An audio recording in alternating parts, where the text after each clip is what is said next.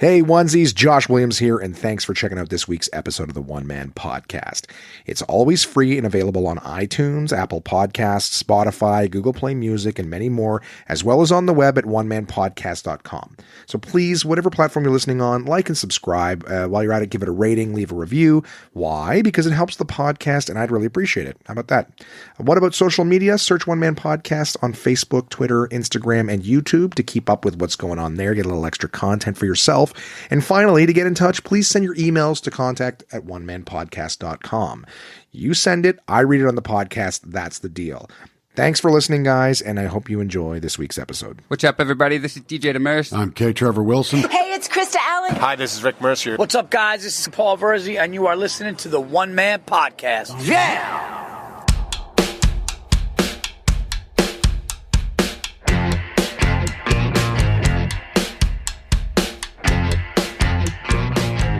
My name is Josh Williams, and welcome to the One Man Podcast, episode number 171 for Wednesday, August 19th, 2020. How's it going, onesies? How are you guys doing this week? Are you doing great? Are you doing fantastic? Are you doing kind of shitty?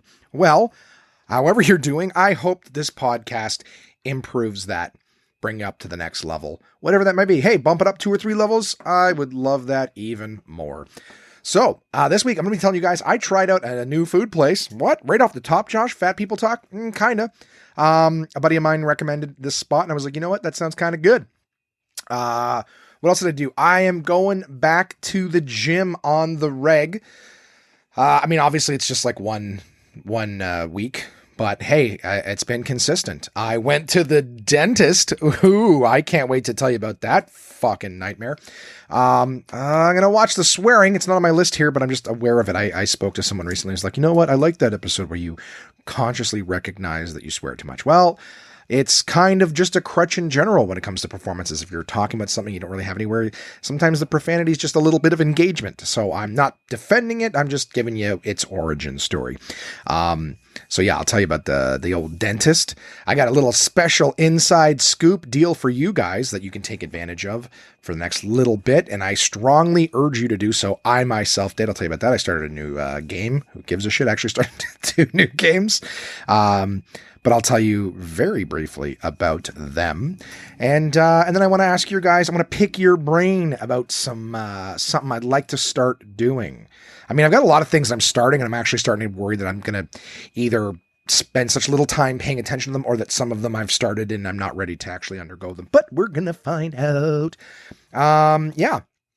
And that's it. That'll be the episode. So let's start off by saying that I went to a chicken place called Mary Brown's Chicken. A friend of mine, Peter, had recommended it, and off I went, so to speak. So now I'm trying to find the pictures of it. Did I just delete them all off my phone? Was I ashamed and embarrassed? Must have. I don't see them here at all anymore. So yeah, let me go to my Instagram account. So this is place Mary Brown's Chicken. All right. Mary Brown's a Chicano. And I got a buddy who I guess I don't want to call him a foodie because he's not. He just eats garbage like I do. But I went there, and I guess he'd sort of sold it. He was telling me, like, I don't know, we have KFC, right? In Canada, we had like KFC for the longest time and nothing else. And then I watched movies like Little Nicky and stuff that were highly sponsored by Popeye's Chicken. But I'd heard of Popeyes, and I was like, oh, maybe give that a try. And I finally found one in Toronto years ago when I was doing stand-up. It was right around the corner from where we were staying, and it was amazing. Great. The chicken was crispy. It wasn't greasy, right? Like you get KFC, and I'm not sponsored by Popeyes or anything like that. Like it's gone super downhill, by the way, but in my humble, uneducated opinion. But I remember like KFC was like, you'd order it and it's supposed to be like crispy chicken, and you would get these, like, it was like wet skin. I'm not saying it wasn't tasty, but I didn't like it. It was wet.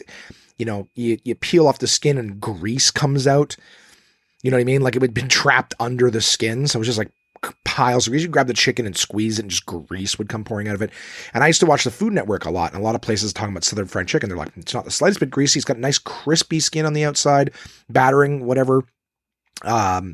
breading or batter, crispy batter, whatever. And they're like, yeah, it's not the slightest bit greasy, just well-cooked chicken. So for me, KFC was like this sloppy stuff that gave you diarrhea. All right. And if you want to come after me, KFC, come after me, or make better food. Who cares? Either way, I don't eat it in general. Once in a while, I would have like a big crunch sandwich. Why? Because that was like the only chicken you could get on their menu that was like crispy. Anyways, not a big fucking deal.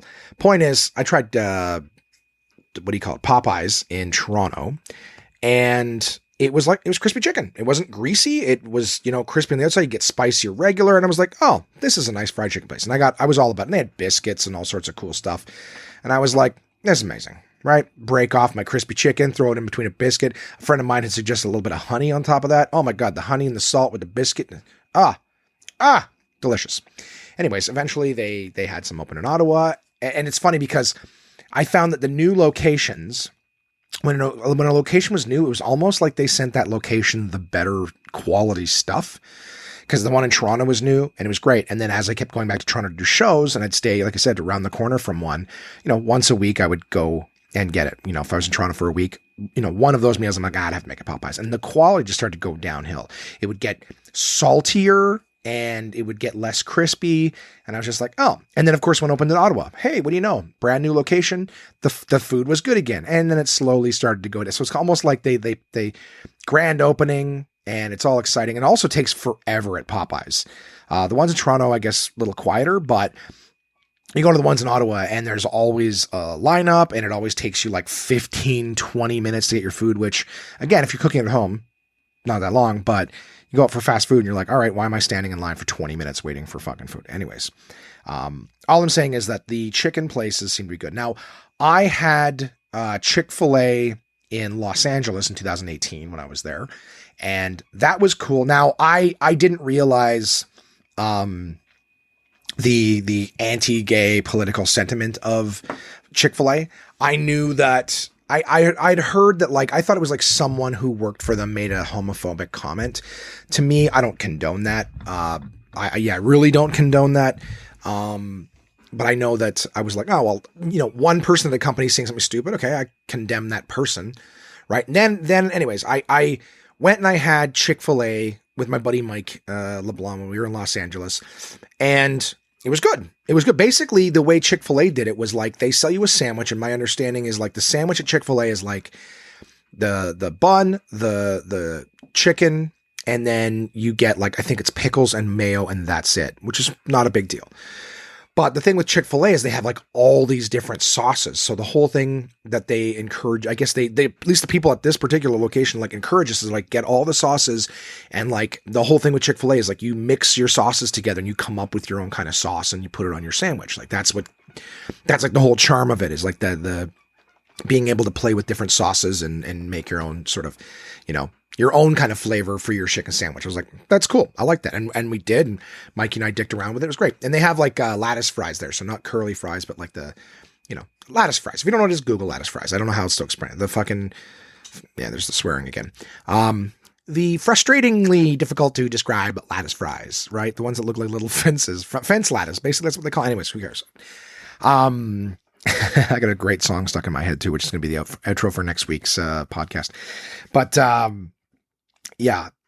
it was cool. It was good. All right. I enjoyed Chick-fil-A. We had the sandwiches and we had the fries, and it was great. It was great for experience. I posted that the next day, and one person gave me shit for like supporting a company like that I found out lobbies, like actively spends money on lobbying against, the LGBT community. I didn't know that.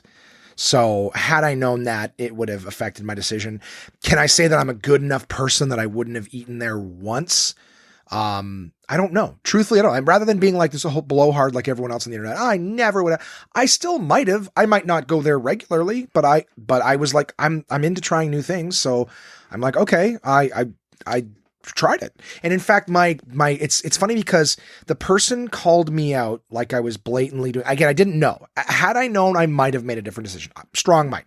Definitely would have had more of a consideration than just like, it's like, I name one company that probably doesn't have somebody in the company that has said a racist thing or said a prejudice thing. All I'm saying is that was my understanding before I went, was that like somebody who worked at the company said something like homophobic. And I was like, well, I'm not going to condemn a whole company for the actions of one person. Same way, like if an actor fucks up, like I'm not going to boycott an entire company because one person did something reprehensible. Punish that person, right? And move forward. I'm not going to I'm going to boycott everything.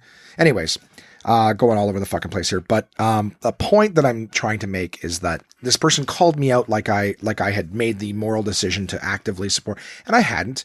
But I said, "Oh, one sec here. We got Peter."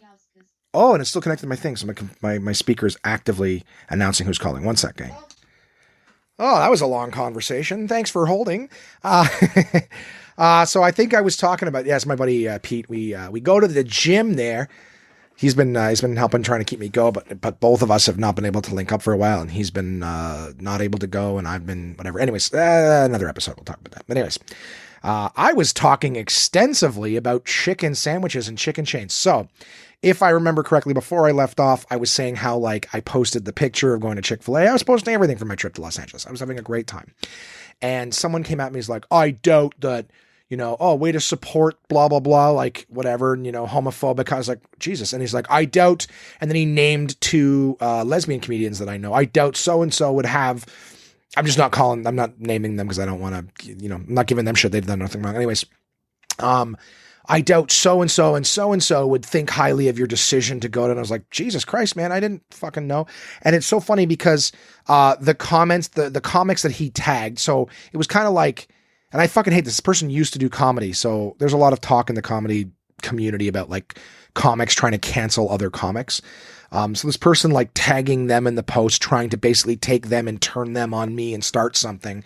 It was funny because I love both of those comics that he named, and they're good friends of mine. They've been good friends since I was just starting out in stand-up comedy. And I cannot say enough good things about them. And they did exactly what I would expect of good people to do, which is like, they were like, we don't have a problem. Like shit happens. Like, I don't think, basically did what they know of me, which is gave me the benefit of the doubt. And they're like, yeah, I get it. Like, we don't love the idea. I've never had it, whatever. So one of them was like messaging me. She's like, so like, did you know? I was like, no, I didn't know. And they're like, okay, well, I mean, if you want to try something that, you've never tried before, like I can totally understand that. And I was like, that's exactly what I was doing. I didn't know that they were actively, and they were the ones who told me, like, apparently they actively lobby and fund anti, LGBT like things like gay. They're actively against gay rights and stuff like that. I was like, oh, I didn't know that prior to my decision. But anyways, it was cool that the people who I know and love were exactly the good people that I knew they were. So they were just like, yeah, like we don't hate you for doing that. Like, it's not like, again, you didn't deliberately go there with malice, and you're trying something new. Like, yeah, shit's out there. Like, and then she was like, so how was it? It's like, it was all right. It wasn't groundbreaking. It's not, no cause for me to go back. It was just kind of a cool, I got to try, and it was kind of cool.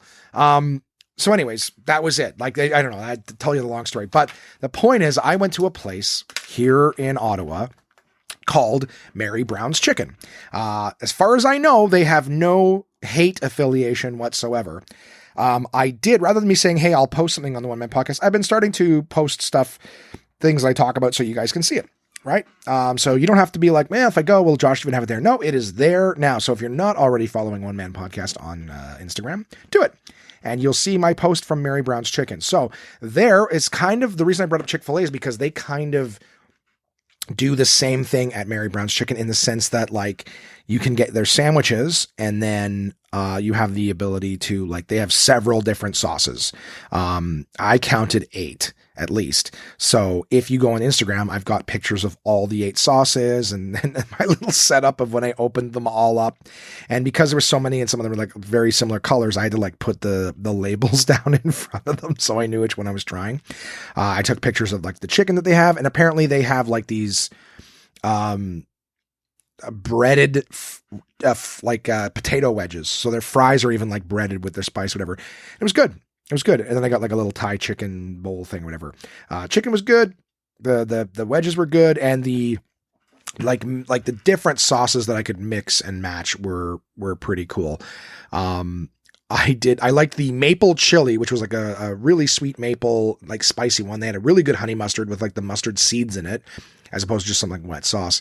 The honey dill was fantastic. And then there's like a chipotle aioli and all. There was great ones. Check out the pictures on the thing. You'll see the fries with the breading on them. It was cool. That's it. Very long story just to say that I tried a place called Mary Brown's Chicken. Apparently it's all over Ontario, maybe all over Canada. Actually, it is all over Canada because my good buddy Trent McClellan, cast member of This Hour is 22 Minutes, commented on my post and said that it started out in Newfoundland and he grew up eating it. So, great little story of a Canadian business all over the place now. So check it out. Mary Brown's Chicken, free plug for them. Slurping my coffee. I know it bothers some, and that's why I do it. So definitely cool. That was a fun thing that I did. Let me cross it off my list so we never have to talk about it ever again. Spent more time talking about Chick-fil-A than I did. Oh, by the way, there's a Chick-fil-A in Toronto now. I remember at one point I was going to just go by and see what it looked like. And there was no word of a lie. I went at night, just driving past it. All right. I wasn't giving them my money. I was well aware of what they did at that point. I just wanted to see the location because it was on my way to where I was going. And at night there was a lineup around the block. No word of a lie. I haven't seen a line for a nightclub this long in a long time. I will not tell you the demographic of this line, but I believe in saying that I've given you something. But I was just like, I was looking at this line. I was like, this is like a nightclub.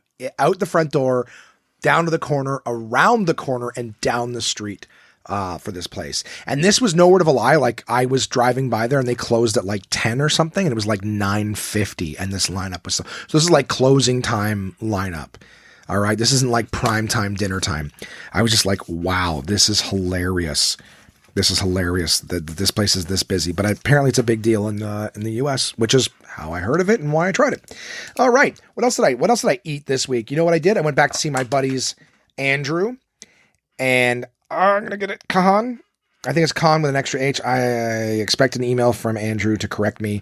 That's why I never say his name, because I remember he told me once and I can't remember and I feel like a piece of shit. But my buddies at Crazy Faux You, I went and I tried their barbecue pork egg rolls. Super good. And of course, I had the barbecue pork banh mi again. I put a picture of that on my Instagram. So take a look at that. Absolutely delicious. I'm going to go back and see those bastards again. Those fucking guys. I'm swearing deliberately on this one. This is not accidental or crutchy. I love those guys. They make amazing food. I got to get my ERS in there this week before I leave. I'm trying not to allude to the fact that I'm a week late. I was late recording this one, and I was like 1 or 2 days, and things just kept happening, and I was like, shit, I'm just gonna record it. I'm gonna do a twofer. I'm gonna record both of them on Tuesday. So I'm an entire week behind on this one. Sorry guys. I'm so sorry. But it's coming. Tomorrow's will be on time. Anyways. So yeah, I got to get in there before I leave. I'm leaving this week. What else? All right. We're going to talk about the gym. I'll coincide that with another topic that I want to talk to you guys about. I went to, let's see here. Oh, a quick little plug for you guys. All right. Since we're talking about food here. Nespresso is starting up again soon, but I just happened to be out shopping with me Mather. We were at Bed Bath & Beyond. I don't know if I spoke about that in the previous episode or not, but I wanted to tell you guys that there is a sweet deal still on. Checked before because another podcast is late. There are the Nespresso Virtuo machines, all right, which can make the regular cup of coffee. That is what I'm slurping on right now. Nice Hazelino. And sorry, lost my train of thought because my little mini fridge here, my Summersby mini fridge, haven't talked about them in a long time, but it kicked on and distracted me. Guys, my brain's all over the place because every couple of minutes I'm getting another message or email regarding something, so I do apologize for the scatterbrainedness of this podcast. But okay, so Nespresso coffee machines, they're amazing. If you've tried one, you already know. But there is a sale going on right now. So if you go to Nespresso's website, normally their Virtuo machine, which they have two. They have the original line and then they have the Virtuo. The original line only uses those little like coffee creamer sized capsules. Okay. So you stick those in and they make like espressos and I believe double espressos and that's kind of it. All right. You can use the Aeroccino, which is the machine that comes that you can purchase. It's $100 for the Aeroccino, but the Aeroccino will do milk frothing and milk heating. It'll even froth milk and keep it cold. So it gets frothy, but it's still cold. That's what you use to make your cappuccinos, your lattes. Okay. So the whole idea is the Aeroccino is $100 on its own. I have it. It came with mine that I purchased, and it's absolutely outstanding. If you want to make like in-home lattes and cappuccinos, it tastes like the real thing. Cappuccino is effectively a shot of espresso in froth milk. And that's it. That's your cappuccino. Delicious. I've made them here several times. All right. So the Aeroccino, you would use that with your original line with just the espressos that they make. So a lot of people own just the original line and they can make espressos, and they can make an Americano in the sense that really it's just an espresso with a bunch of water added to it. So you could make that. You're just adding water.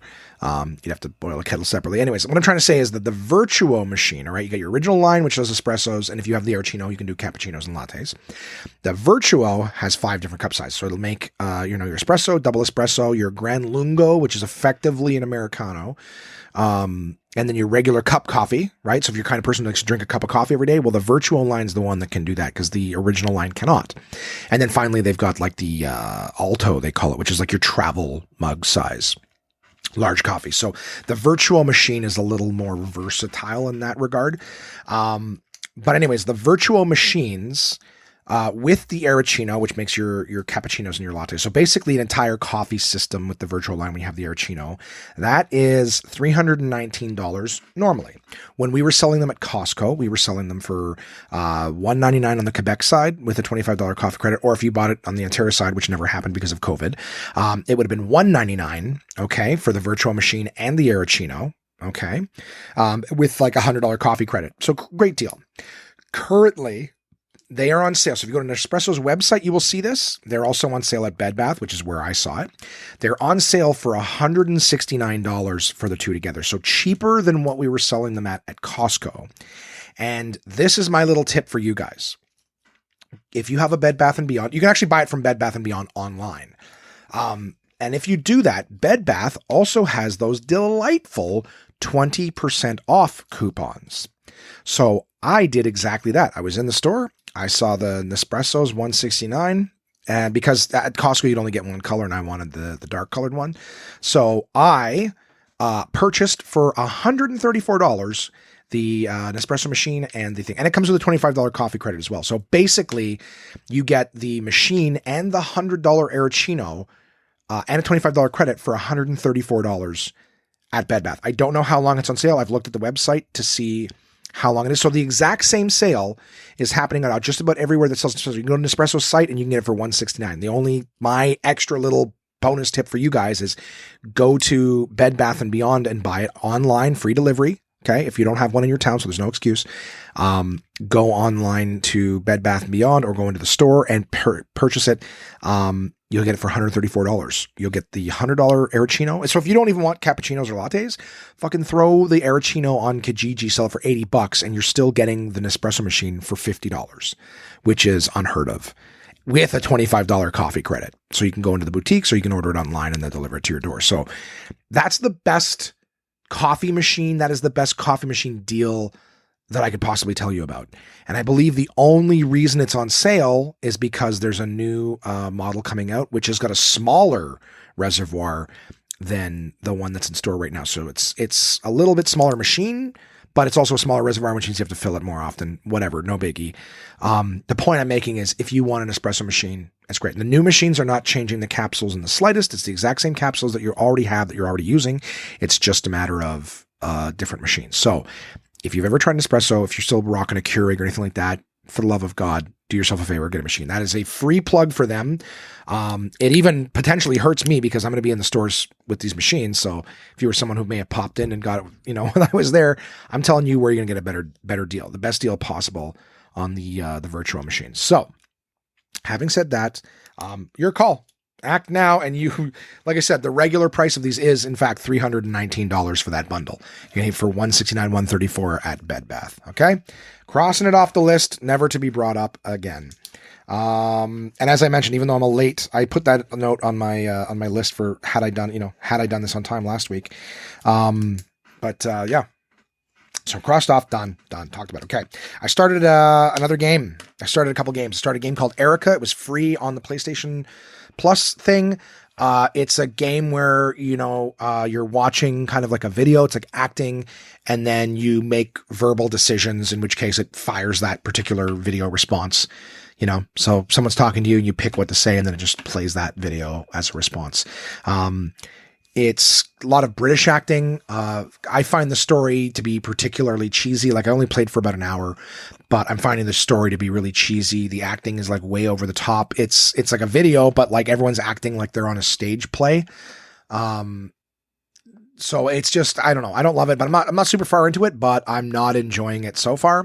And that's it. I played it for like one evening, but if you happen to be there, like, oh, Erica, because I remember I was talking with Red, and I'm going to her place soon. She was like, oh, I was going to play that with you when you came down. I was like, okay, well, we can save ourselves the trouble because this game sucks. So far, I'm not enjoying it. And that's the thing, right? If you're not enjoying something, it's not your job to see it through, right? That's why, I joke all the time when someone tells me a story that's boring. I go, you know what? If this was Netflix, I'd have gone back to the menu by now.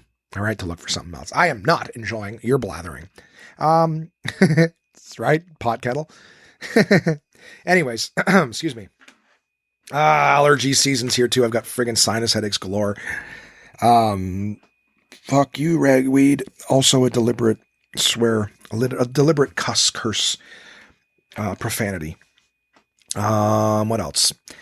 Yeah, did I ever friggin' get through that quick? Oh, I also started Batman Arkham Knight. So there was a company called Rocksteady that did a game a long time ago, right when I was starting stand-up comedy, around that time. So probably about 10 years now, but called Batman Arkham Asylum.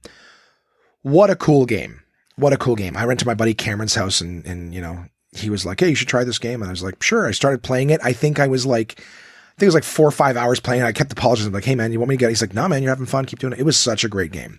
Batman Arkham Asylum, you really got to play as Batman, as opposed to just like a Batman game where you run around and punching people.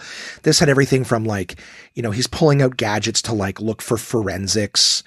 He's scanning a scent into the Bat computer and then creating a trail with it so that, you can pick up with his detective mode. So it was like these little things would fall over your eyes. Now the world looks like you're using night vision and you're seeing little glowing specks of this stuff. So you're following trails. Then he's got like a great combat as well. It's not like just like, oh, it's very detective. Like it's a really good Batman experience in the sense that like you get to play as Batman, everything from like doing the detective work to the fighting to the crime solving. In fact, like one of the really cool aspects of the game was there's all these little puzzles. And of course they use the Riddler as the perfect medium for these puzzles, right? A lot of games have collectibles and stuff like that. Well, in Batman Arkham Asylum, you're going around and you're solving little Riddler puzzles. And then you get these little Riddler trophies. It was a perfect medium for that villain. So you never fight Riddler. I don't think you actively attack Riddler or anything in the game, but the whole idea is that as you're going around finding these little Riddler trophies hidden here and there, it's like you're solving Riddler's riddles. Great. Big boss fights. There's Joker, there's Killer Croc. I don't remember if there was Two-Face or Penguin in the first one. But a lot of Batman villains in there. Then they created Batman Arkham City. So I don't know anything about Arkham City from the lore, but I guess it's like a whole area that's, or surrounding the Arkham Asylum that's just, I don't know, full of assholes, criminals, whatever. And that game became more and more same thing. You're hunting down Riddler trophies, you're killing bad guys, you're doing detective work to find things. But it was a little more like open sandbox, like GTA kind of feel, where you're going all over the city and you can kind of do different missions in whatever order that you want. So it kind of had a more open feel. Then they came out, I believe it was around 2013, they came out with Batman Arkham Origins. That one was not done by Rocksteady because I guess Rocksteady was working on the one that I started, which is Batman Arkham Knight.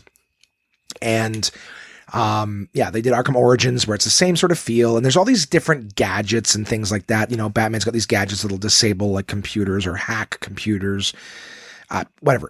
Super cool Batman experience. But as the games went on, I did play them all the way up to Origins. I just started Arkham Knight. The idea is like, it's one of those things where very little changes in them. It's kind of one of those things where it's like formulaic, but if it ain't broke, don't fix it. So they're fun to play, but they're not like, I really don't find there's any kind of breakthrough. In Arkham Knight, they did one thing new. The only thing I've noticed, and I'm quite a ways through the game, is they introduced the Batmobile. So instead of just kind of flying around the city as Batman using the grappling hook and flying up over the buildings and then shooting at your cape to sort of soar everywhere, now the Batmobile is introduced. And instead of it just being like this cool thing where there's the odd, use for the Batmobile, they really integrated it into everything you do to the point where it's frustrating to constantly have to play with the Batmobile.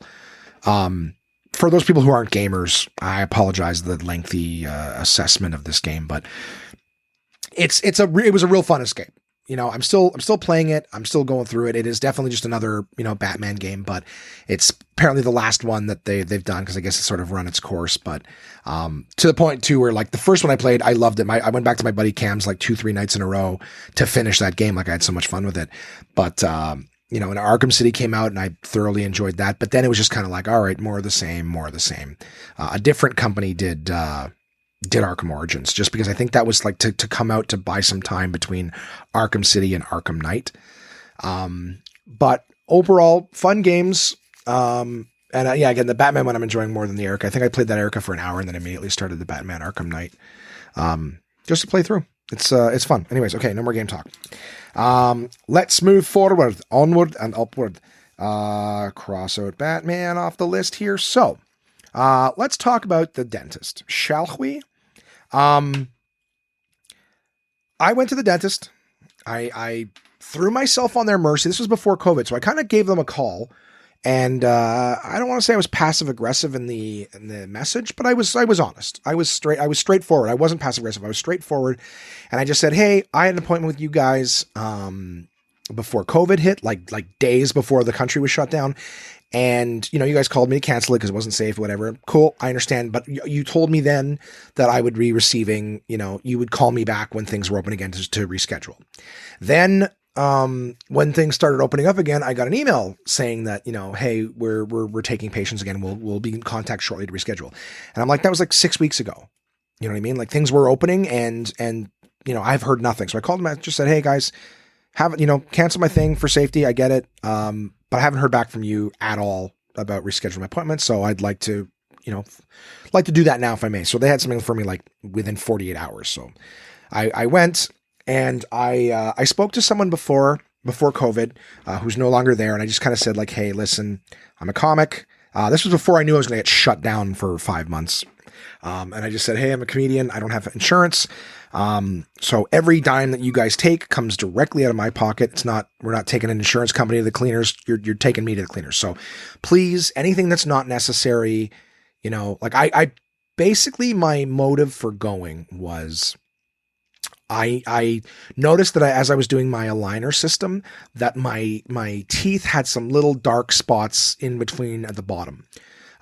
Couldn't see them to get at them with a toothbrush or whatever.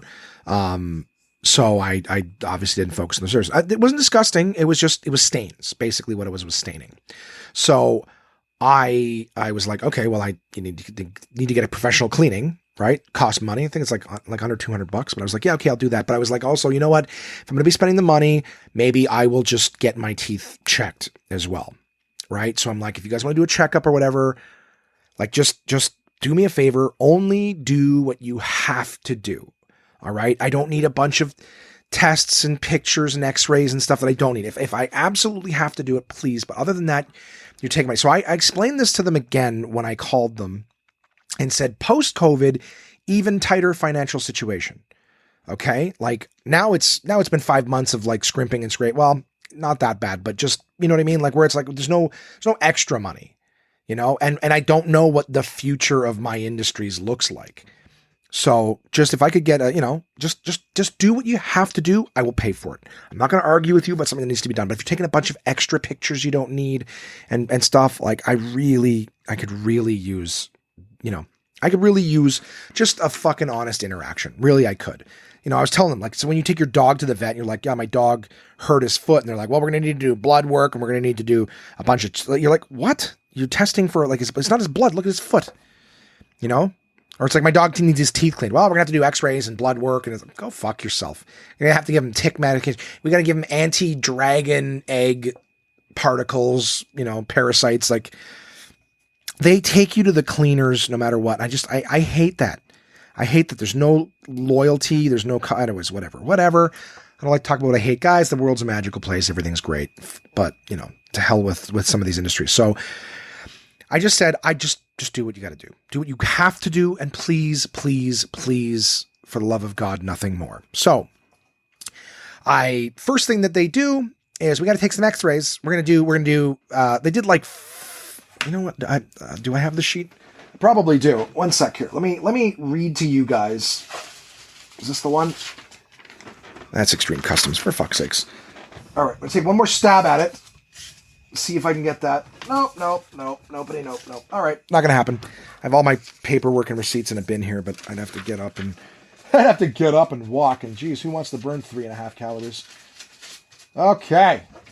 You'd be surprised. My face is like 6 inches to the left of the mic, and it sounds like I'm across the room. All right. Well, I was going to read you all the ridiculous names and stuff they did. So, took a bunch of x-rays around my face.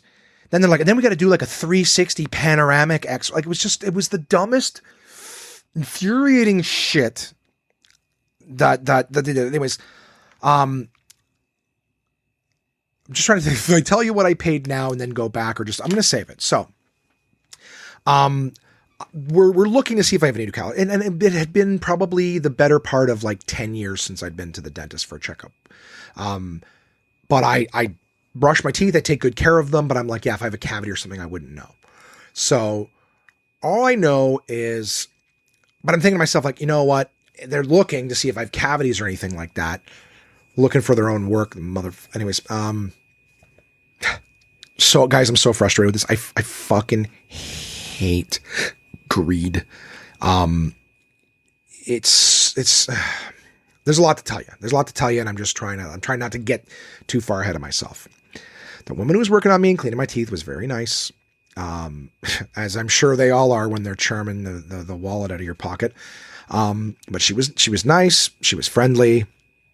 And, we're chatting about all this. I was kind of more quiet than I normally am because I was just stressing about what it was going to cost me. And so anyway, she does all the cleaning. Then the dentist comes in. He takes like a quick look.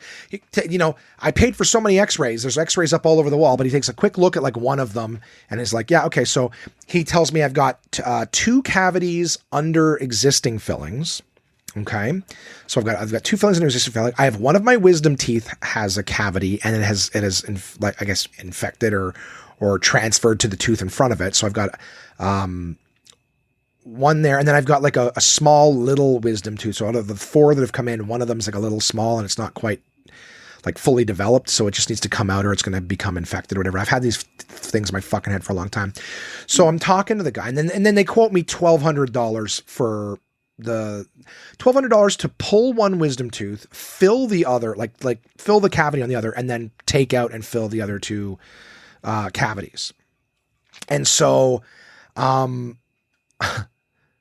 so I asked them, I say, so you're going to actually fill one of my wisdom teeth. And I go, I'm so frustrated. Like, I just go, you know what? We're going to pull one wisdom tooth and then we're going to fill the other one. Like, we're going to just fill it again so that it can get another cavity. And I go, my dentist, when I was young and covered to have my wisdom teeth taken out, he looked at my wisdom teeth and said, oh, there's enough room in your mouth for the wisdom teeth to come in. You should come in and be fine. So to paint the proper picture of my frustration, as my wisdom teeth came into my head, they started pushing my other teeth forward. So they came in the back and everything shifted forward. That forward shift is what took my 2 front teeth and started separating them. They were always just a little tiny bit crooked, but they started to press and get more crooked to the point where I started to have that whistle and everything like that, the things that I didn't like. It wasn't all the time, but just every now and again, if I pushed too hard the air in my mouth, it would make a whistling sound. That was the whole reason that I decided, I don't like my crooked teeth in the front and I want to get the Invisalign, whatever, the aligners.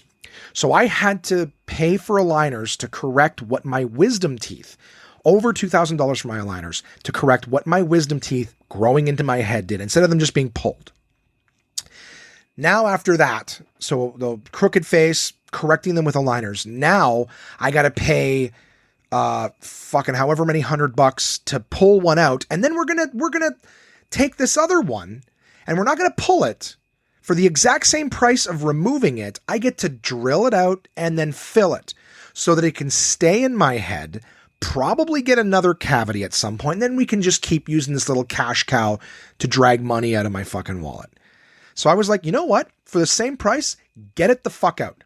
Take it. And then he's like, well, we'll tell you, we're looking at the price, whatever. And it's like $1,100 to do the work. It was $1,100 to yank the fucking 2 wisdom teeth and then correct the other fillings. Like basically do all the work. Yank one, yank the other one, fill the 3 fillings, $1,100. And I was like, good, do that. And he's like, well, there's nothing wrong with the other tooth. We can fill. I go, I want those other 2 down at the bottom the fuck out too. These things should have been pulled out of my head a long time ago. I'm sorry for the energy, the angry energy, but it's like these things should have been pulled out of my fucking head when I was young, when I was still covered. When I first saw them, they should have been pulled just like 80 to 90% of the rest of the populations. He's like, well, the other 2 in the bottom are healthy. I'm like, yeah, they're healthy now, but they're waiting to cost me more money. They should have been pulled. I never would have had to pay for orthodontics. I wouldn't be paying this fucking fee now to have them filled or removed or whatever it is. So these things have been living in my head rent-free for a long fucking time. And now they're costing me money. These squatters, these, what are they? Enamel squatters are now causing me fucking issues. Right? They're not just sitting in there rent-free. They're damaging the piping and everything like that and causing mold and rot. Fuck these fuckers. Okay. Sorry. Deliberate swearing, but get them. I cannot passionately say enough. Get them the fuck out of my head. They've been in there costing me money long enough. And that's what I'm so frustrated with the dentist. There's no part of him or his assistant that could understand why I wanted them gone. When I asked him, well, can't we just pull it for the same amount of money rather than drill it and fill it? Why don't we just pull it and get it out of there and it won't cost me money in the future? And he was like, okay, yeah, we can do. Like he was literally watching his fucking meal ticket, Why would you pull it out when I can charge you to fill it and then charge you to fill it again or charge you later to pull it? So I was just like, no, get them out. That's the appointment we're going to make. We're going to get them the F out of my head. So yeah, I was pissed. So I ended up spending $580 that day to get some pictures of my teeth. And then that's 580 plus the cost of the filling, all out of pocket, no insurance, no pay now, get reimbursed, any of that shit. Like anyways.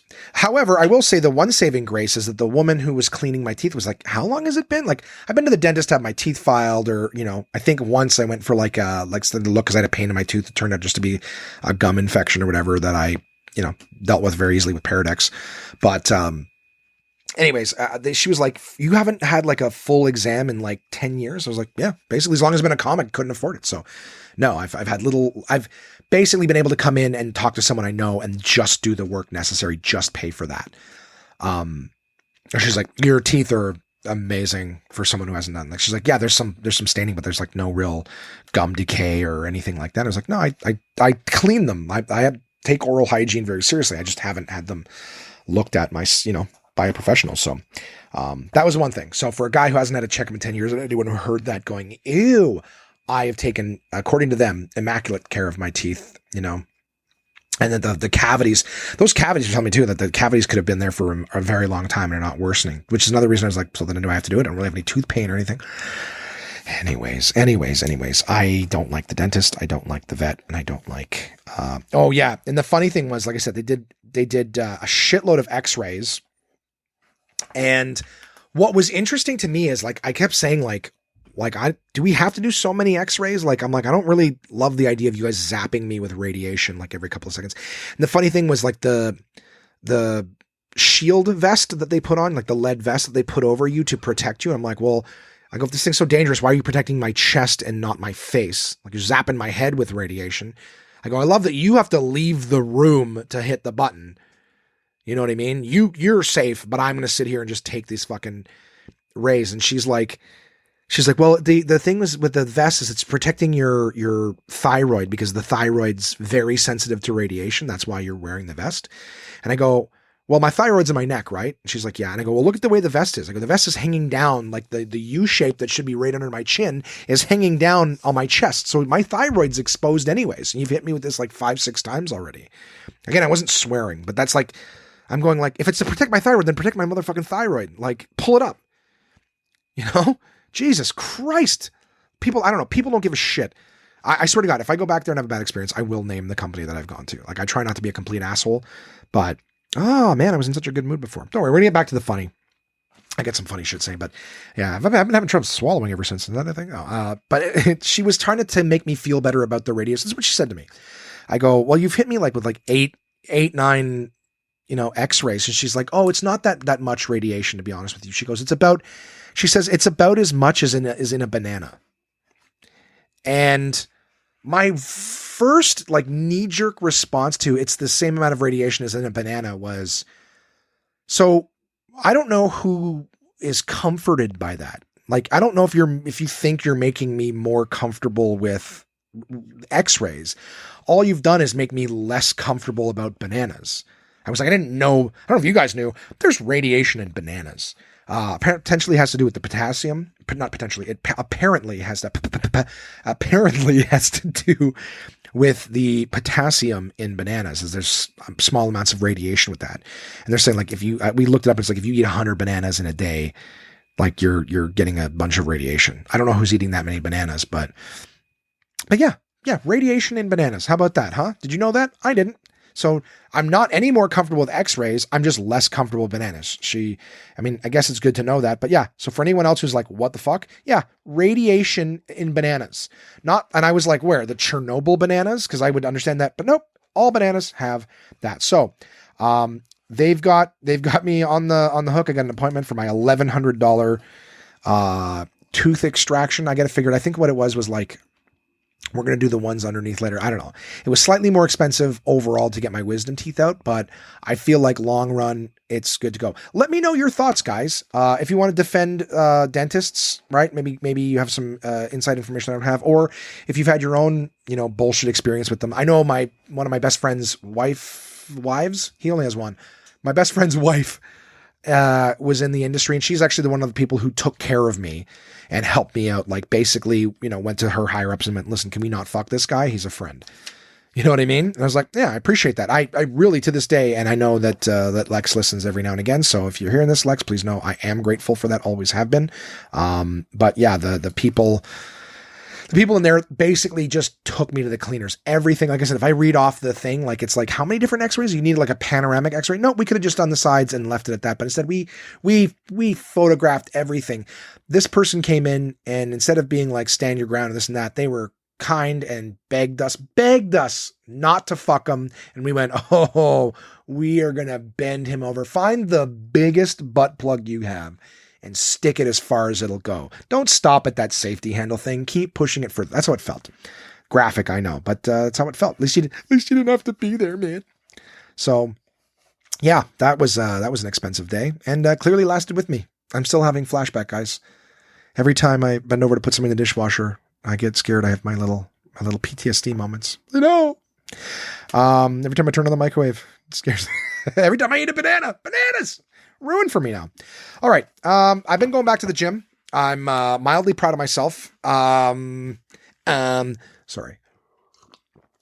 I have been trying to be a good bitch, as I say, and get my ass in there. It's tough. I don't want to go. I don't like it. I'm intimidated going, only because I don't really know what I'm doing. I've mentioned this before. I don't have the postures and stuff. I'm starting to read some of the fitness books that I have, trying to see if I can get a little bit of the form there. But I think part of what I'm going to do is the happiness equation suggests is to just do it. All right. So if I just go and I just sit on a machine, I don't know, if anyone has worked on this and knows what to do, for the love of God, or kindly, would you kindly send me some tips and tricks? Because my biggest intimidation with the gym, as is my intimidation with anything that I undertake, is I hate not knowing what I'm doing. I get so much doubt from not knowing what I'm doing. I just wonder, am I wasting my time? That's the thing too, is I'm terrified of moving in the wrong direction with anything. So if you guys would kindly let me know. So when I go to the gym, I worry about form, because I've sat on machines before. I've got actually even a bit taller torso than normal. So my torso's big, my legs are short, fucked up body structure. But so even sitting on the machines properly, sometimes my stuff's, my things, my areas, my body, my positioning is not where it's supposed to be. And I know that if you're, a few inches lower when you do a machine sitting than you're supposed to be, or higher, you end up working a different set of muscles because it's designed for you to be sitting in a proper posture. So I worry about my posture. I worry about my form. I don't know.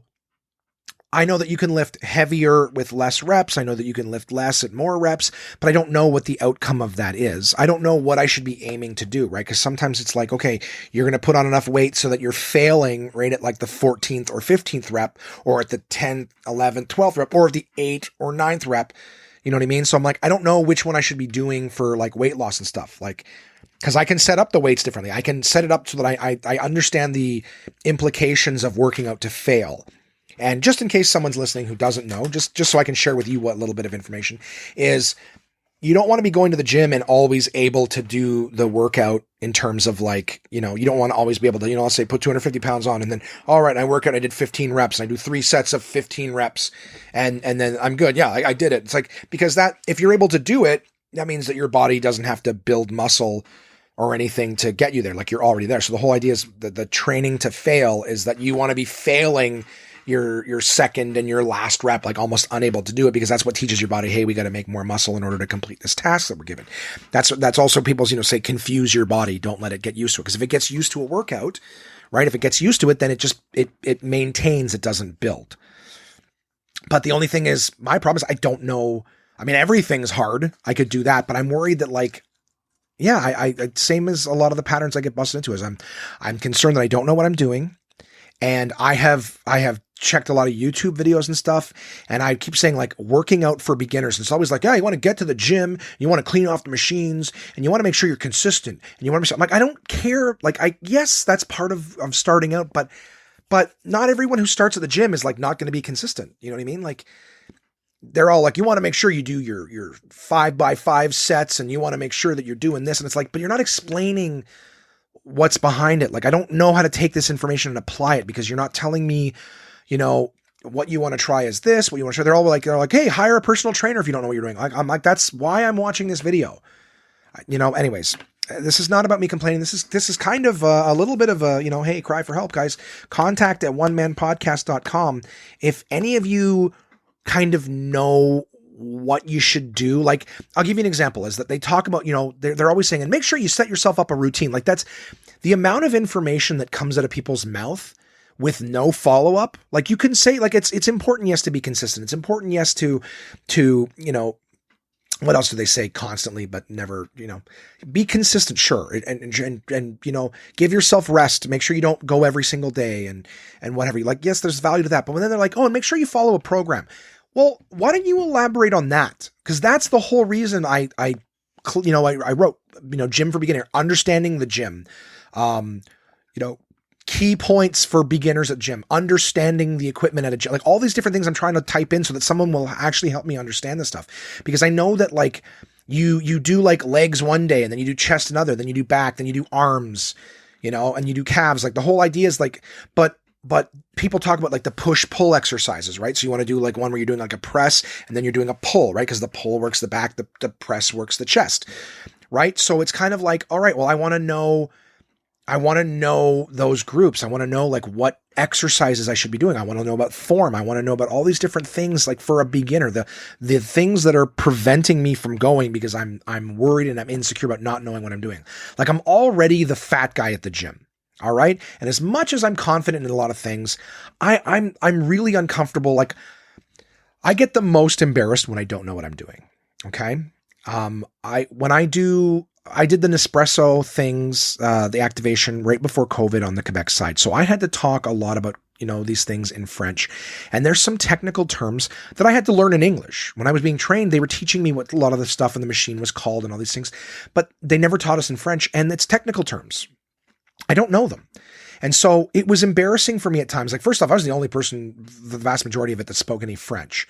So I had that going for me, but I would speak French confidently. But then as soon as it became time to talk about like aspects of the machine, right? Like, I don't know what well, I know green is vert. I know how to say green, but like in terms of talking about like environmentally conscious and fully sustainable and things like that, I didn't know that those terms in French. So I'm talking to someone and all of a sudden my communication breaks down to like, like I'm trying to think for the word, like for the proper words. I don't know the words. I'm apologizing because I don't know what something's called. And it's not like I don't know what I'm talking about. I do. I just don't have the words. It's so embarrassing. It's so embarrassing to look like you don't know what the fuck you're talking about. You don't know what you're doing. And that's what I don't like. I hate going to the gym because I'm already out of shape. I'm already look like I don't give a fuck. Like the only thing that I'm confident in is that when I'm at the gym, I'm encouraging everybody else to keep going. I'm like the Scared Straight program for the gym. Like, you want to look like me? Well, you better keep fucking showing up, buddy. You know what I mean? I go home sweaty because I don't want to shower there. Well, also, there's no fucking time with the way the thing's designed. Now you get your hour and then you gotta get out. Like your shower is part of your hour that you get at the gym. So I spend the full thing on the elliptical, get them calories, get that sweat on, and then I drive home. But I would do that anyways beforehand because I was embarrassed. I didn't want to stand in the shower. I don't want to look. I'm embarrassed. So I don't want to be embarrassed, sitting down a machine and not knowing what I'm doing. How heavy should I put the weight? Should I be doing it so that I'm gassed at like 8 or should I be gassed at 14? I have to adjust the weight for that. And I know one of them is for like toning muscle. Another one's for building muscle, but in order to build muscle, you got to burn fat. Like there's so much I don't know. And none of these videos that I'm looking at explain it. So when they're like, make a program, I'm like, great. Who's going to make this program? The guy who doesn't know anything about it? Hey, why don't you come ask me to design a computer program for you? The guy with no knowledge of coding or anything like that. What? I think I'm the right guy for that. They're like, well, if you don't know, hire a trainer. Well, I can't afford to do that. So anyways, I appreciate each and every one of you who've weathered the storm of listening to this. But I think that's my biggest, without a doubt. I mean, I'm going to be completely honest. That's my hardest thing about going to the gym.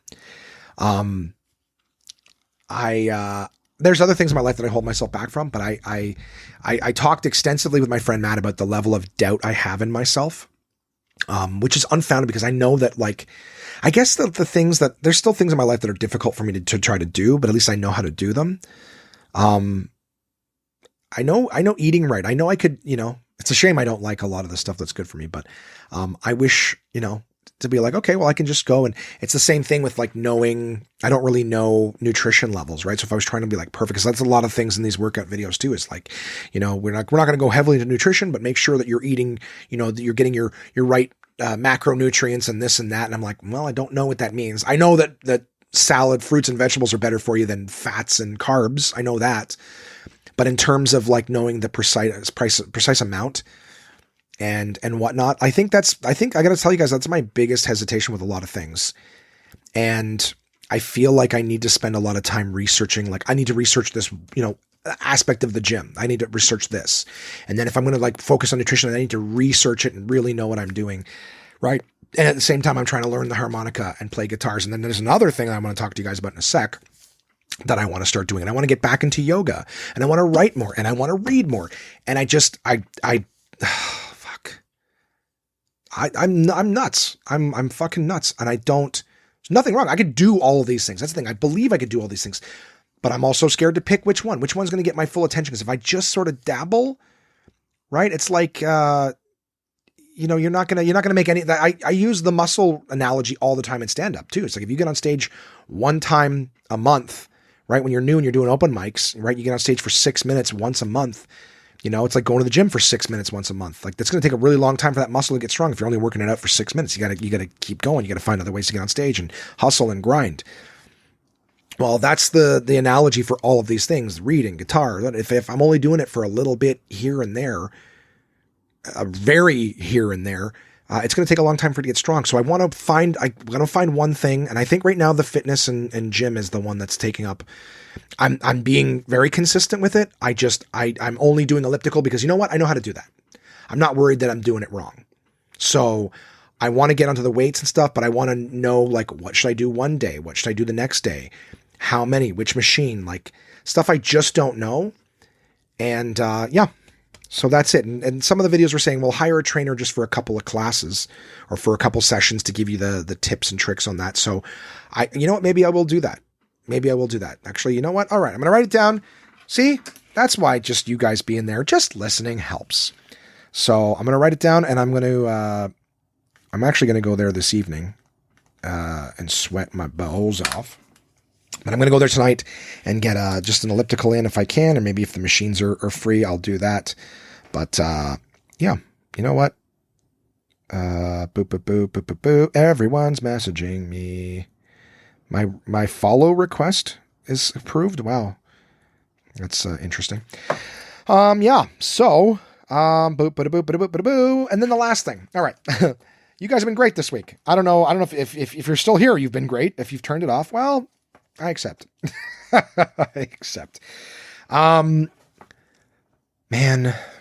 guys, life's weird, isn't it? Isn't it strange? I'm just looking at all the different things here and just going back over my emotions from the last 59 minutes and just thinking to myself, you know what? I appreciate you weathering the storm. Fucking talking extensively about, you know what? That's another thing. At a fast food place, I know what I'm doing. I can order my chicken. I know exactly how to order.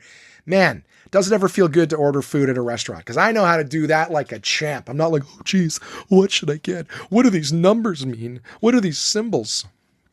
If it's got a symbol of a stalk of wheat, probably not going to like it that much. If it's got a symbol of a leaf next to it, I'm going to like it less than the thing with the meat. If it's got no symbols next to it, it's bad for me, and I shouldn't have it. Oh, man. Remember when I was going to say goodbye to meat, guys? Remember when I was going to do that? I was going to go on a big farewell tour of meat, and I was like 3 months where I hadn't gotten any fast food or drive-through. Then I was a good few weeks into the whole no takeout thing. And then COVID hit, and I just fucking fell off. That's the thing too. Like that was an easy one-ish because I knew how to not get drive-through. Then the no takeout thing was tough. I was like, I can go and eat somewhere with somebody, but there was nothing. And I was like, and then people, and you know what? I had great onesies. You guys are amazing. You're wonderful people. I had you guys going like, hey, how are things going? I'm like, well, I didn't get to say goodbye to the stuff. So I'm that shouldn't have completely derailed me. But again, somebody who's going to take shit for trying an anti-gay chicken place. I didn't know that was going to happen at the time, just for the record. But, I was trying to experience some things. And if I'm going to say goodbye to meat, I want to see what's out there. I want to see what's out there. I want to know that I tried it and then I'm not living a life of regret. Oh, I wish I'd tried real fried chicken. I wish I'd tried, had tacos one last time in the southern United States where they make them right. I wish I'd tried crab cakes and, Philly cheesesteak. I wish I'd had, the best wings in North America. I wish I'd had one last, Halifax Donair. I wish, but I'm going to do it. I'm still going to do it. When things open up again, we're going to go on our last hurrah. The last stand of delicious tastes. It's going to frickin' happen, guys. Okay. One last shawarma. Chicken shawarma. All right. So the last thing that I wanted to undertake, and I thought about this recently, is I would like, I want to learn a martial art. I think it's going to be something that's going to keep me active, and been feeling a bit. So here's something that I always felt when I was in my last relationship, and I wouldn't, let's put it this way. I wouldn't believe my ex if she told me that she didn't, think of this from time to time, because it's got to be built into our DNA somewhat, is as a big dude, as much as I, was always playing mental chess just in terms of life, right? Coming at me, solving problems, being able to, like, there's some cool shit that I can do. All right. I rewired a bunch of stuff in the house because of my electrical background. We painted and we did all sorts of kind of renovations. We did a renovation show with my best friends. In the span of 2 weeks, we turned a house upside down and put it back together. So like I got an arsenal of abilities in terms of being a partner. There was a time where they were doing the siding at my ex's place. They ripped all the siding off, just cut through it like it was nothing, and sliced right through the telephone line that was providing the internet. Just ripped it off, destroyed it. And I took an old power cord that there was not, for something that didn't use anymore. Took the power cord, I split it open, took the wires and hooked them into the broken phone box, and then wired it through the house and then to the phone box. So I basically took like a shattered cord that was like, oh, it's fucked, it's too short, everything. And I jerry rigged all the connections back together and wired it in so the internet worked. And it was like a couple of weeks before they actually came and fixed it. But the whole time we had internet because of the fact that I knew which wire went where and everything like that from my electrical background. And I remember my ex telling me at the time, she was like, what she said was like, that was really hot. That's what she says. The fact that like they just destroyed it and you fucking grabbed some other wire, pulled it apart and turned it into the thing that fixed the thing, whatever. So I always like that. But one of the things, being overweight and out of shape and everything like that is the whole, like, I've never felt like a weakling because I don't do anything like a weakling. You know what I mean? Like, I don't just look at something and go, oh, it's going to be hard and just kind of like half-ass. What happens is I dive into whatever task I'm doing, with both feet, and I just find out from my physical limitations during the process that like, oh, like we can't go any further than whatever point we get to. It's just like, oh, I'm just gassed way earlier than I thought. I'll go up a flight of stairs.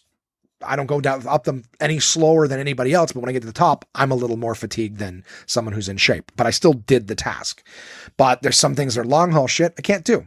You know what I mean? I dive in with both feet, give it, but I'm going to need to catch my breath or whatever it is. But I don't like feeling like a bitch. Like I'm not that guy who's like, just going to not do it and make excuses or waddle my way through it. I don't waddle. For a fat fuck, I'm not a waddler. You see the fat guys walking, swinging their arms.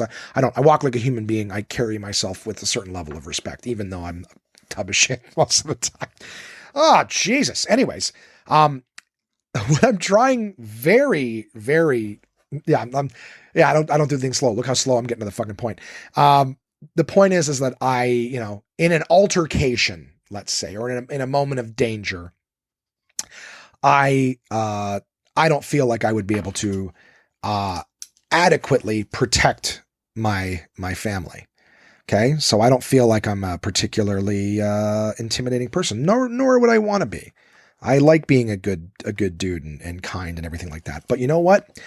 I would like to be able to defend myself if necessary. You know what I mean? Without the use of tears, rolling up my back and showing my enormous belly. And it's funny thing is I've never acted like I can't take someone on. And what I mean by that is just like, I'm a comic. I run my fucking mouth, and I'm lucky that I've been in a very few amount of fights in my entire life. And I don't recall ever losing one, which is a nice thing, I think, anyways, whatever. I don't like people who brag about fighting. I'm not trying to. I'm just saying I'm lucky. I've been in very few, and I'm lucky that I've never had a humiliating defeat. How about that? Can we say that? So I want to learn like a martial art. I want to turn my body into a weapon, right? And I like the philosophies of certain martial arts. So here's the thing. You go, I want to learn martial art. Well, I remember when I was a kid, everyone only knew karate. I want to know karate, right? That used to be someone's threat. Don't mess with me. I'm a black belt in karate. All right. And then you watch them get punched in the face and fall over and cry. Just joking. But there's all sorts of different types of martial arts that we're familiar with. There's like, Muay Thai and Krav Maga, whatever it always makes me think of the crime dog, and McGruff, the crime dog, whatever, Krav Maga, I don't know what Krav Maga is, just what it sounds like to me. There's, jujitsu and Brazilian jiu-jitsu. There's the Taekwondo was a thing I heard of a long time ago, right? They still do that Taekwondo. I like the philosophies. What I was trying to say before is like, I like the philosophies of things like Aikido, right? Where it's like, that was what like Steven Seagal used to be big on, but the whole idea of like Aikido, I learned more about it from a Walking Dead episode, but like Aikido is like where you use your assailants' momentums against them, right? It's more about defending yourself from your assailant as opposed to like causing harm. Cause I think their philosophies are like, we're all in one and to do no harm and stuff like that. I kind of like that. I like the idea that I can defend myself without causing harm. So there's like Aikido. There's, the other ones there, the Taibos, where you're pretending to fight Zumbas. I don't know what Zumbas at all. I don't know if that's what, but there's the ones where you look like you're boxing, right? Oh, kickboxing. That's another one. Right. But I don't know. Again, it would be like having a gun. For starters, I can't accidentally Muay Thai myself in the head and blow my brains out. Like, I told you guys a while back, I saw my buddy Mark's guns, and you see a real gun, and I got to tell you that there's something about your male DNA that's just like, your instincts is like, this is fucking cool. And it does. It makes you feel powerful having it. And I there was a part of me that was like, I want to get a gun, but I don't want to get a gun. That's dangerous. Somebody else gets their hands on it. You also wouldn't, like, in a moment where you're trying to defend yourself with it, if they get it away from you, oh fuck, you're going to get severely more fucked. It's like the same as like pulling a knife in a situation. You know, if you escalate it, I think that's the thing too, right? I was talking with somebody about like the law, and it's like, you don't want to, you never escalate. You never escalate. So like, I wouldn't want to, you know, pull a knife with someone who's trying to kick my ass and they get it away from me, and great, now they got a knife and they're going to fuck me up even worse. Right. So something, you know, if you don't already think that way, it's not a bad idea to be like, you never take a situation and escalate it. Right. So my point is, I would like to have something like that in my arsenal, right? Yeah, like again, I said there's the ones like kickboxing, all that, and then there's the pretend ones where you're doing like Tae Bo and Zumba, which are basically just pretending to fight, right? In a class, like this is great aerobics. And then the only thing, like I think this one, so again, kickboxing, Muay Thai, Krav Maga, Jiu-Jitsu, Karate, Taekwondo, Aikido, those are ones, there's so many to pick. So it'd be like, which one do you guys think? This is also please email me, contact@onemanpodcast.com. Of these different martial arts, are they all martial arts? What would you guys suggest? I'm sure there's some stuff that I know of that I haven't heard. What would you think is the most effective means of self-defense? Not attack, but like self-defense, you know, because I'd like to, and it's also like, there's a lot of great disciplines and stuff like that that go along with them. And I just feel like it's something that just gets me active more regularly. And the more I'm doing that, the more I'm going to want to feel like I'm doing good shit with my body. Not to mention, I could probably get a lot of free advice from the people there, but I'll see what these kind of courses and stuff would cost. I've been thinking about it, you know, it's always something that's clanged around in the back of my head for the last few years. And, I think I'm ready to find something and sort of to go at it. But I think what I like about the classes too is that it's, you know, something scheduled. It's not like, oh, well, I wonder if I'll go today. It's like, no, that's the night that you go and that's what you want to do. So, I think I would look into that. Like I said, there's also the Tae Bo and the Zumba. That's not a real thing. I was just joking about that. The only thing that's less productive form of defense, right, than like Tae Bo or Zumba, where you're just pretending to fight, would be an actual female self-defense class. I think that would be the least effective way to defend yourself. And I only say that, not that I don't think that women should know how to defend themselves. I think that's an outstanding tool. Just the countless women I knew who took self-defense classes would come up and go like, oh, I know how to defend myself now. And I was like, really? Okay. They're like, yeah, come at me. I'll show you. Like, I'll show you this first one. Okay. Like, come at me. I'm like, okay. And I go like, you know, to put my hand out. They're like, no, not like that. Not like that. I was like, what do you mean not like that? Okay, what do you want me to do? Okay, like put your hand like on my shoulder here. Okay, put it here. All right, and I'm gonna then like reach up and they like grab your wrist and they're like, okay, so hold on. Okay, sorry, no, I grab like this. Okay, wait, no, put your hand on my other shoulder. Put my hand on the other shoulder. Okay, now I grab you like this and I twist around this way. No, hold on. I try to turn around this way. I go, I really hope your attacker is this patient with you while you don't know what the fuck you're doing, because you're already done at this point. And they go, no, wait, hold on. Just put your hand on this side. And then this is not a 1 or 2 time occurrence. I have never had a woman who took a self-defense class ever show me what she learned and then just like, okay, grab this, boom, cool, right? Yeah, cool, great. I'm glad you know how to defend yourself. God forbid my mother or my daughter or my girlfriend, wife, whatever, God forbid they ever take a course like that and the level of results is, okay, hold here. Okay. No, I want you to be able to defend yourself. I don't want you to be afraid of the world every time, but if something happens, I want you to be able to walk down the street confidently.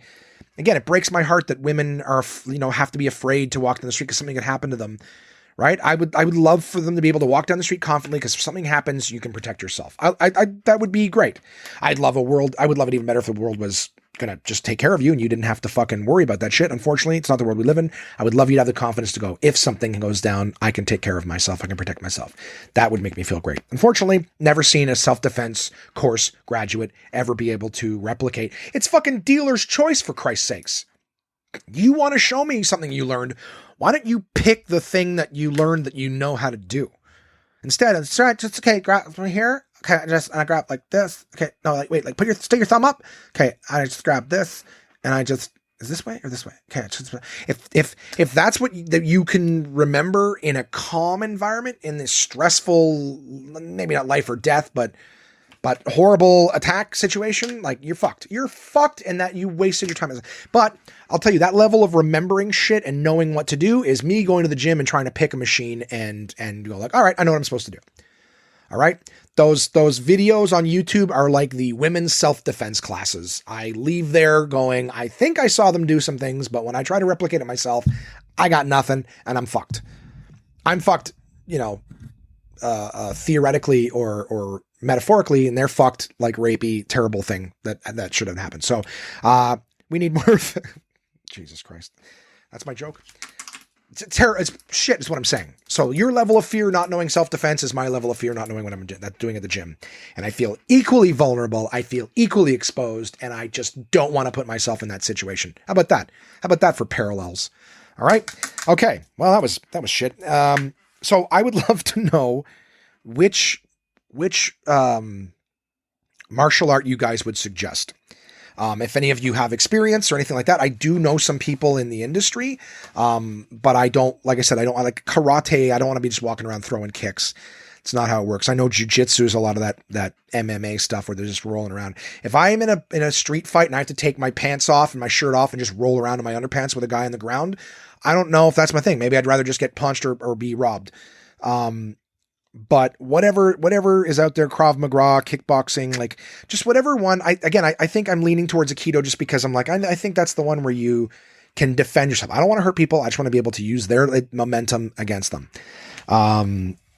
In terms of, protect myself, but not cause harm. Because that's the thing. I don't want to hurt somebody. Like the idea that that's how fights work, right? It's two guys hitting each other. You hurt somebody else more, and that means that you're right, or you win, you get what you're after, whatever the fuck it is.